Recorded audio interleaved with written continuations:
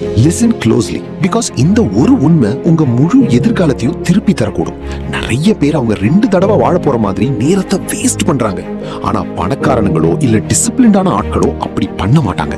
Napoleon hill 25 வருஷமா 500 மில்லியனர்ஸை பத்தி study பண்ணியிருக்காரு. அவங்க எல்லார்கிட்டையும் ஒரே ஒரு காமன் ரூல் தான் இருந்தது: உங்க நேரத்தை உங்க சொத்து மாதிரி காப்பாத்துங்க. ஏன்னா உண்மையிலேயே அதுதான் உங்க சொத்து. உங்களுக்கு சக்சஸ் வேணும்னா இதுல இருந்து ஸ்டார்ட் பண்ணுங்க. ஒவ்வொரு வேஸ்ட் ஆகிற மணி நேரமும் ஒரு திருடப்பட்ட கனவு.